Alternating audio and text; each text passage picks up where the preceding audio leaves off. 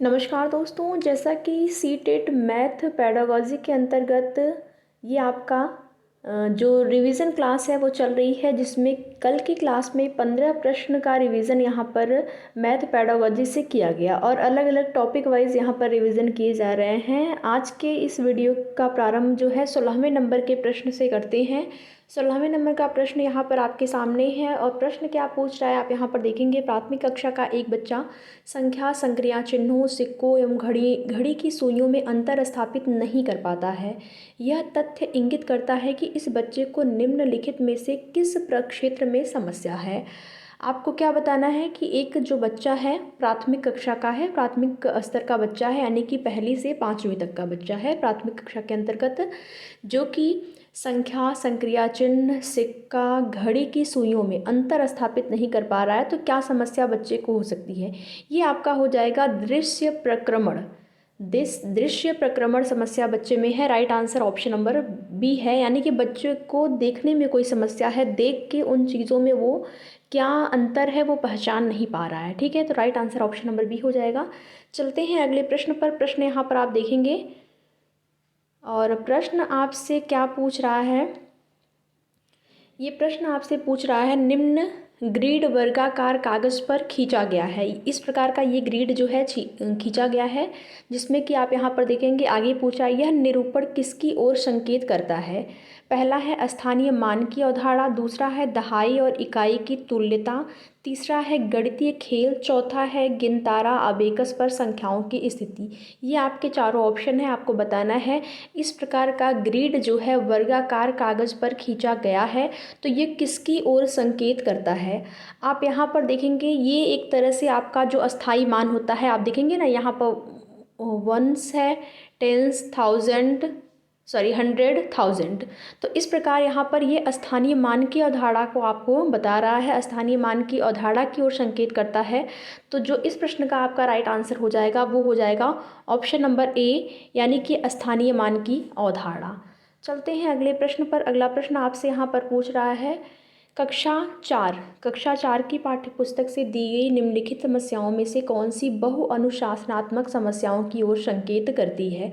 Option number A है, दी गई आकृति की दर्पण छवि प्रतिबिंब का आरेख बनाइए। ऑप्शन बी है, दी गई आकृति में कितनी सममित रेखाएं हैं। ऑप्शन सी है, किसी दी गई ज्यामितीय आकृति में एक सममित रेखा खींचना। ऑप्शन नंबर डी है, भारत के झंडे का आरेख बनाइए और झंडे में सममित रेखाओं की संख्या की पहचान कीजिए। आपसे प्रश्न में क्या पूछ रहा है, कक्षा 4 की पाठ्यपुस्तक की बात हो रही है और यहाँ पर देखेंगे बहुअनुशासनात्मक समस्या। ठीक है, बहु अनुशासनात्मक समस्या की ओर संकेत करता है। क्या संकेत करता है? तो भारत के झंडे का एक आरेख बनाना और झंडे में सममित रेखाओं की संख्या को पहचानना जो है, ये बहु अनुशासनात्मक समस्या की संकेत की इसके तरफ ये संकेत करता है। तो राइट आंसर ऑप्शन नंबर इस प्रश्न का हो जाएगा ऑप्शन नंबर डी। ठीक है, क्वेश्चन नंबर आपका जो है 18 नंबर का, उस क्वेश्चन का आपका राइट आंसर हो जाएगा ऑप्शन नंबर डी। चलते हैं अगले प्रश्न पर। प्रश्न आपसे यहाँ पर पूछ रहा है, गणित में प्रक्रमण संबंधी प्रवाहपूर्णता का अर्थ है नियमों, सूत्रों और कलन विधियों, कलन गणित का ज्ञान होना और परिशुद्धता, लचीलेपन एवं निपुणता के साथ उनका क्रियान्वयन करना। गणित में लचीलापन किसकी ओर संकेत करता है? देखिए, इन सारे प्रश्नों की आप जितनी प्रैक्टिस किए रहेंगे, जितनी बार आप प्रैक्टिस किए रहेंगे, प्रश्न इसी प्रकार से पूछता है, बस थोड़ा सा घुमा फिरा देता है। बाकी सीटेट में कई प्रश्न आपके रिपीट होते हैं, आपको पता होगा। अगर आपने प्रीवियस ईयर के क्वेश्चन लगाए होंगे तो आपने देखा होगा कई प्रश्न ऐसे होते हैं जो कि पूरे सेम टू सेम ऐसे रिपीट हो जाते हैं, यहाँ तक कि क्वेश्चन ऑप्शन भी सेम वही रहता है और कभी कभी बस ऑप्शन ही चेंज कर देता है। तो आप अगर जितना ज़्यादा रिवीजन करेंगे उतना ही आपके लिए अच्छा है। ठीक है, अच्छे स्कोर के लिए या फिर क्वालिफाई, जैसा कि आपको पता है कि ये पात्रता परीक्षा है, क्वालिफाई होना सबसे ज़्यादा ज़रूरी है। तो आपके क्वालिफाई होने के लिए आपको 90 नंबर लाना होगा और 90 नंबर आपका कैसे आएगा? ज़्यादा से ज़्यादा आप रिवीजन करेंगे। रिवीजन करना जो है प्रीवियस ईयर क्वेश्चन लगाना बहुत ज़्यादा महत्वपूर्ण होता है। तो आपसे पूछ रहा है प्रश्न में, गणित में लचीलापन किसकी ओर संकेत करता है? ऑप्शन नंबर ए है समान निपुणता के साथ अंकगणित और ज्यामिति की समस्याओं का समाधान करने की योग्यता। ऑप्शन बी है एक से अधिक उपागमों का प्रयोग करते हुए एक खास प्रकार की समस्या का समाधान करने की योग्यता। ऑप्शन सी है परिशुद्धता के साथ समस्याओं का समाधान करने और सभी चरों को लिखने की योग्यता। ऑप्शन नंबर डी है समान प्रकार से विभिन्न प्रकार की समस्याओं का समाधान करने की योग्यता। देखिए, समान प्रक्रमण से अगर बात करें, ऑप्शन नंबर डी पे अगर आप आएंगे, सबसे पहले ऑप्शन नंबर डी को ही देख लेते हैं। देखिए, ऑप्शन नंबर डी क्या है? समान प्रकरण से विभिन्न प्रकार की समस्याओं का समाधान करने की योग्यता। क्या एक समान तरीके से, एक समान प्रकरण से आप अलग अलग समस्याओं का समाधान कर पाएंगे? नहीं कर पाएंगे, इसको आप कट कर देंगे। ठीक है, एक समान प्रकरण से अगर समस्याएं अलग अलग हैं तो वहाँ पर प्रकरण भी आपके अलग ही होने चाहिए, तभी आप उसका समाधान कर पाएंगे। तो ऑप्शन नंबर डी को आप कट कर देंगे। उसके बाद यहाँ पर देखेंगे आप ऑप्शन नंबर सी को। ठीक है, ऑप्शन नंबर डी कट हो गया। ऑप्शन नंबर सी को देखेंगे, परिशुद्धता के साथ समस्याओं का समाधान करने और सभी चरणों को लिखने की योग्यता। सभी चरणों को लिखने की जरूरत नहीं है, इसको भी कट कर देंगे। ऑप्शन नंबर बी पे आएंगे, एक से अधिक उपागमों का उपयोग करते हुए एक खास प्रकार की समस्या का समाधान करने की योग्यता। यही आपका राइट आंसर हो जाएगा। एक से अधिक उपागम का प्रयोग करेंगे, जैसे होता है ना, अगर बच्चा कोई भी चीज़ समझ नहीं पा रहा है या फिर लचीलापन लाना है, ऐसे इस तरीके से पढ़ाना है कि बच्चा आसानी से इसको सीख सके, हर बच्चा सीख सके, इसके लिए आपको एक से अधिक उपागम का प्रयोग करना चाहिए। या फिर ये कह सकते हैं एक से अधिक तरीकों का प्रयोग करेंगे, तभी बच्चे जो है अलग अलग, क्योंकि बच्चे जो हैं ज़्यादातर ऐसा होता है कि समावेशी कक्षा की अगर बात करें या फिर अलग अलग तरीके के बच्चे हैं, कोई सीखने में बहुत जो है प्रतिभावान है या फिर कहें कि जल्दी सीख लेता है, कोई बच्चा जो है वो उसकी सीखने की गति जो है वो धीमी है। तो इन सभी बच्चों को आपको सिखाना है, तो एक से अधिक उपागम का प्रयोग करेंगे। यही आपका राइट आंसर हो जाएगा। क्या? Option number B. Option number B जो है इस प्रश्न का राइट आंसर हो जाएगा। ठीक है, चलते हैं अगले प्रश्न पर। अगला प्रश्न आपसे यहाँ पर पूछ रहा है, देखेंगे, फरहान ने विद्यालय के पुस्तकालय में जाने पर यह पाया कि कहानी अनुभाग में रखी 100 पुस्तकें नष्ट हो गई हैं। 20 पुस्तकों का किसी को पता नहीं है, और जो 219 पुस्तकें हैं अलमारी में रखी हैं। 132 पुस्तकों को बच्चों को पढ़ने के लिए दिया गया है। पुस्तकालय में कुल कितनी कहानी की पुस्तकें थी? शिक्षक की इस प्रश्न द्वारा किस मूल्य को पढ़ा जाता है? आपको ये एक तरह से देखेंगे तो ये एक तरह से कथन है, और आपको बताना है कि ये जो आगे प्रश्न में दिया गया है, शिक्षक इस प्रश्न द्वारा किस मूल्य को पढ़ा सकता है। ऑप्शन नंबर ए है अन्य की सहायता करना। ऑप्शन बी है अन्य के साथ पुस्तकों की साझेदारी करना। ऑप्शन सी है पुस्तकों की अच्छी देखभाल करना। ऑप्शन नंबर डी है सहयोगी की संवेदनशीलता। यहाँ पर पुस्तकों की बात हो रही है, तो पुस्तकों को अच्छी तरीके से पुस्तकों की देखभाल करनी चाहिए, यही इसका उद्देश्य होगा। ठीक है, पुस्तकों की अच्छी देखभाल करना। Right answer option number C हो जाएगा। चलते हैं अगले प्रश्न पर। प्रश्न आपसे यहाँ पर पूछ रहा है, निम्नलिखित पर विचार करें। यहाँ पर आप देखेंगे क्या है, 5+3 है। इस सीमित उत्तर प्रश्न का तदनुरूप मुक्त उत्तर प्रश्न होगा। आपको मुक्त उत्तर प्रश्न बताना है। एक होता है बद्ध अंत वाला, एक होता है मुक्त। तो आपको यहाँ पर मुक्त बताना है। बद्ध यानी कि जो बिल्कुल बधा बधाया हो। मुक्त क्या होता है? तो मुक्त से बच्चों को अवसर मिलता है, बच्चे के प्रतिभा का विकास होता है, जो चीज़ें उसमें छुपी रहती हैं बच्चे नहीं बता पाते हैं। अगर मुक्त अंत वाला प्रश्न है तो अपने विचारों को आपके साथ साझा करेंगे।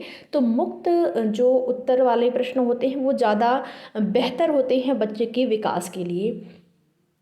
यहाँ पर आपको बताना है, ऑप्शन नंबर ए है 5 और 3 का योग ज्ञात कीजिए। ऑप्शन बी है 5 में क्या जोड़ा जाना चाहिए ताकि 8 प्राप्त हो। ऑप्शन सी है कोई ऐसी 2 संख्याएं बताइए जिनका योग जो है आपका 8 हो। ऑप्शन नंबर डी है 8 और 3 का योग क्या होगा। तो देखिए, यहाँ पर जितने भी ऑप्शन है, ऑप्शन बी, ए बी और डी, इनका आप बधाया जवाब देंगे। कैसे देंगे? जैसे 5 और 3 का योग क्या होगा, तो आप बता देंगे 5 और 3 का योग यानी कि जोड़ के आप बताएंगे कि 8 होगा। दूसरा है 5 में क्या जोड़ा जाए ताकि 8 प्राप्त हो, तो 5 में आप क्या जोड़ेंगे कि 8 प्राप्त हो। 5 में आप 3 जोड़ देंगे तो 8 प्राप्त होगा। डी है 5 और 3 का योग क्या होगा, तो 5 और 3 का योग जो है वो 8 होगा। लेकिन यहीं पर सी जो है कोई ऐसी 2 संख्याएं बताइए जिनका योग 8 हो। तो कई ऐसी संख्याएं आप बता पाएंगे, अलग अलग तरीके से इसका आंसर आप दे पाएंगे। जैसे कि आपको योग बताना है तो आप बताएंगे 5 और 3 को मिलाएंगे तो 8 होगा, 3 और 5 को मिलाएंगे तब भी 8 होगा, 4 और 4 को मिलाएंगे तो 8 होगा। ठीक है, इस प्रकार से आप कहेंगे 6 और 2 को मिलाएंगे तो 8 होगा, 6 प्लस 2 करेंगे तब भी 8 होगा, 7 प्लस 1 करेंगे तब भी 8 होगा। तो अलग अलग जो है इसका आंसर आप मुक्त उत्तर वाला ये आपका प्रश्न हो गया। ठीक है, तो यही आपका राइट आंसर हो जाएगा ऑप्शन नंबर सी। ठीक है, ऑप्शन नंबर सी जो है इस प्रश्न का राइट आंसर हो जाएगा। चलते हैं अगले प्रश्न पर। अगला प्रश्न क्या आपसे पूछ रहा है? प्रश्न आपसे पूछ रहा है कक्षा 3 में गुणन की इकाई में अनुमोदित मूल संकल्पना है। चूँकि ये रिवीजन क्लास है लेकिन क्लास थोड़ी सी बड़ी हो सकती है, तो आप लोग थोड़ा सा धैर्य बनाए रखें। राइट आंसर यहाँ पर बताना है आपको क्वेश्चन नंबर 12 का। कक्षा 3 में गुणन की इकाई में अनुमोदित मूल संकल्पना क्या है? तो ये आपका हो जाएगा गुणन के गुणधर्म, क्रम, गुण और समूह गुण। अगला प्रश्न है भिन्न की इकाई से शिक्षक ने छात्रों से किन्हीं 5 भिन्नों की सूची बनाने के लिए कहा। यह प्रश्न किसकी ओर संकेत करता है?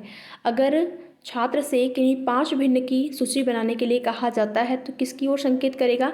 ये आपका संकेत करेगा सोचने के निम्न स्तर की ओर। ठीक है, राइट आंसर यहाँ पर हो जाएगा इस प्रश्न का ऑप्शन नंबर डी। अगले प्रश्न पर चलते हैं। प्रश्न नंबर 24 है निम्नलिखित कक्षा 3 की पाठ्य पुस्तक में से एक समस्या है। निम्नलिखित समस्याओं को हल करने के लिए कौन सी गणितीय संक्रिया का प्रयोग किया जाएगा? एक दूध वाला 10 लीटर में आप 10 दिन में यहाँ पर देखेंगे 1410 लीटर दूध बेचता है, वह एक दिन में कितने लीटर दूध बेचता है? उपयुक्त सवाल में ब्लूम के संज्ञानात्मक क्षेत्र की किन दक्षता की ओर संकेत करता है? ब्लूम आपके सीटेट की परीक्षा के दृष्टिकोण से इम्पॉर्टेंट है। इनको आप एक बार पढ़ लीजिएगा, इनके सिद्धांतों को अच्छे ढंग से पढ़ लीजिएगा। तो ब्लूम के संज्ञानात्मक क्षेत्र की किस दक्षता की ओर संकेत करता है? क्या ये आपका प्रश्न दिया गया है, ये किस दक्षता की ओर संकेत करता है? तो ये जो है विश्लेषण। Right answer option number D हो जाएगा। अगला प्रश्न है निम्नलिखित कक्षा 5 की पाठ्य पुस्तक में एक सवाल है। यहाँ 4 खंबे हैं, माप क्रमशः 104 सेंटीमीटर, 215 सेंटीमीटर, 150 सेंटीमीटर और 235 सेंटीमीटर है। यदि इन्हें समान लंबाई के टुकड़े में काटना है तो प्रत्येक टुकड़े की अधिकतम लंबाई क्या होगी? यह सवाल किसके लिए पूछा गया है? तो ये आपका जो सवाल है वो किसके लिए पूछा गया है आपको बताना है। इस प्रश्न का आपका राइट आंसर हो जाएगा ऑप्शन नंबर डी। सीखी गई संकल्पनाओं का प्रयोग करते हुए समस्या समाधान कौशल को बढ़ाने के लिए ऐसे सवाल जो है पूछे जाते हैं। Right answer option number D हो जाएगा। अगला प्रश्न है बच्चा संख्याओं, संक्रियाओं और संकेतों, घड़ी के 2 कांटों, विभिन्न सिक्कों आदि में अंतर करने में कठिनाई प्रदर्शित करता है। उसका निहितार्थ है कि जो विशिष्ट बाधाएं और उसको सीखने को प्रभावित कर रही हैं वे क्या हैं? तो यहाँ पर क्या हो जाएगा? कमजोर चाक्षुष प्रक्रमण योग्यता, जैसे चाक्षुष विभेदीकरण हो गया, स्थानिक संगठन हो गया, चाक्षुष समन्वय। Right answer option number C हो जाएगा इस प्रश्न के लिए। अगला प्रश्न है उच्च क्रमीय चिंतन कौशल का आधारित प्रश्न मांग करते हैं। क्या मांग करते हैं? तो यहाँ पर राइट आंसर हो जाएगा कुछ सीमा तक संज्ञानात्मक प्रयास और ज्ञान की। Right answer option number C हो जाएगा। अगला प्रश्न है किन 2 संख्याओं को गुणा करने पर 24 गुणनफल प्राप्त होता है? यह प्रश्न क्या है? 2 संख्याओं का जब गुणा करते हैं 24 गुणनफल प्राप्त होता है। कई ऐसी संख्याएं हैं या फिर कहें कि कई ऐसी 2 संख्याएं होंगी जिनका आप गुणा करेंगे तो उसका गुणनफल जो है वो 24 प्राप्त होगा। तो ये कैसा है? ये आपका जो है वो मुक्त अंत वाला प्रश्न है। कैसा है? मैंने बताया पिछला प्रश्न आपने एक देखा था जिसमें मुक्त अंत वाला प्रश्न है, क्योंकि इसमें एक से अधिक उत्तर है। Right answer option number D हो जाएगा। ठीक है, ऑप्शन नंबर डी जो है इस प्रश्न का राइट आंसर हो जाएगा। चलते हैं अगले प्रश्न पर। अगला प्रश्न आपसे पूछ रहा है कक्षा 3 में 2 अंकीय संख्याओं के व्यकलन को प्रस्तुत करने के लिए शिक्षक निम्नलिखित चरणों का अनुगमन करता है। चरण पहला है स्थानीय मान, व्यवस्था की समझ के साथ 2 अंकीय संख्याओं की पुनरावृत्ति। चरण 2 है, यहाँ पर जो चरण आपका 2 है वो देखेंगे क्या है? यह प्रदर्शित करने के लिए कि छोटी संख्या को बड़ी संख्या से घटाया जा सकता है, टैली चिन्हों का प्रयोग करना। और चरण जो तीसरा है वो क्या है? स्थानीय मान की प्रत्येक कॉलम के अंतर्गत संख्याओं के व्यकलन का अनुप्रयोग करना। इस स्थिति में शिक्षक से पाठ का विकास कर रहा है। इस स्थिति में शिक्षक जो है किससे पाठ का विकास कर रहा है? तो यहाँ पर राइट आंसर हो जाएगा ऑप्शन नंबर सी, व्यवस्था संकल्पना, परिकलन प्रक्रिया और संक्रिया। ठीक है, ऑप्शन नंबर जो सी है इस प्रश्न का राइट आंसर हो जाएगा। अगला प्रश्न है और लास्ट प्रश्न होगा आज की क्लास के लिए, सबसे उपयुक्त व्यूह रचना जिसका प्रयोग धन राशि के योग की कुशलता को आत्मसात करने के लिए किया जा सकता है। तो यहाँ पर राइट आंसर हो जाएगा आपका रोल प्ले, यानी कि भूमिका निर्वाह जो है योग की कुशलता को आत्मसात करने के लिए इसका प्रयोग किया जा सकता है। राइट आंसर भूमिका निर्वाह यानी कि रोल प्ले हो जाएगा। इस प्रकार से पिछले क्लास में 15 प्रश्न और इस क्लास में 15 प्रश्न, 30 प्रश्न आपके इस टॉपिक से कंप्लीट हो गए हैं। अगली क्लास में आगे के प्रश्नों से प्रारंभ करेंगे। तो वीडियो में लास्ट तक बने रहने के लिए आप सभी का बहुत बहुत धन्यवाद और उम्मीद करते हैं कि आपका रिविज़न अच्छे से हो रहा होगा। रिविज़न में आप लोग ज़रूर देखिएगा कितने प्रश्न आपके सही बन रहे हैं और कितने प्रश्न सही नहीं बन पा रहे हैं। जो प्रश्न सही नहीं बन पा रहे हैं उस टॉपिक को एक बार और आपको अच्छे से देखने की ज़रूरत है, क्योंकि अभी थोड़ा सा टाइम है, आप देख सकते हैं उसको।